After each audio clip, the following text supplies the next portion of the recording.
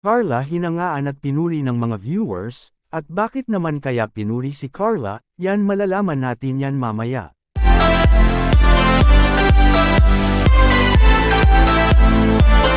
Isa namang mapalang araw sa inyong lahat mga kalingap, sana po ay lagi kayong nakasuporta sa aking ginagawang reaction video. At kung nagustuhan po natin ang ganitong kwento, huwag po nating kalimutang mag-subscribe sa maliit na channel na ito, at paunawa ating tapusin ang kabuohang nilalaman nito. Siyempre huwag din nating kalimutang suportahan ang ama ng kalingap na si Val Santos Matubang at Kalingap Rab. Carla hinangaan at pinuri ng mga viewers, at bakit naman kaya ito hinangaan? Pero bago natin ito ipagpatuloy, pag-usapan muna natin ngayon si Carla sa kanyang pag-aaral ngayon at sa kanyang kinuhang kurso, kung ito ba ay naging masaya at komportable mga kalingap sa kanyang paaralan ngayon at kinuhang kursong teacher, sapagkat ang paglipat niya nito ay talagang di niya ito pinagdalawahang pag-isip mga kalingap, dahil iba naman talaga ang kanyang gusto noon bago pa man ito nakatapos ng high school ay pinapangarap niya na ang nursing mga kalingap.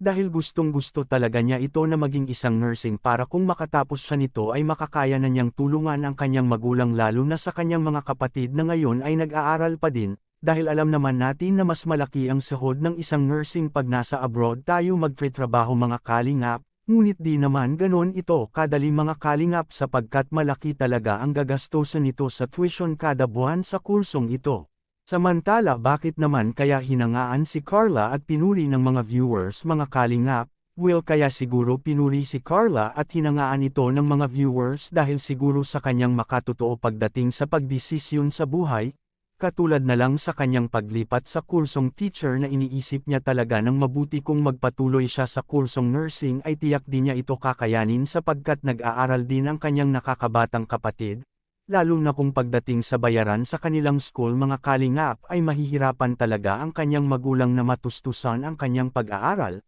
dahil inisip niya ito na mahirap lamang sila kaya ito lumipat na lang sa teacher, dahil mas mababa ang tuition nito kaysa nursing, kaya dito bumilib at humanga ang mga viewers kay Carla sapagkat makatotoo ito at may pagpahahalaga ito sa pera. Lalo na kung ito ay galing sa kanyang mga sponsor na tumutulong sa kanya ngayon at kanya itong iniingatan at pinahalagahan, kaya dahil dito ay marami ang nagmamahal kay Carla at bumilib ng gusto sa dalaga na marunong itong tumano ng magandang loob sa mga binibigay sa kanya. Kayong mga kalingap anong masasabi nyo sa magandang ipinapakita kay Carla, sa kanyang makatotoo sa buhay at sa kanyang mapagpahalaga sa mga binibigay sa kanyang mga sponsor? Please comment and God bless us all.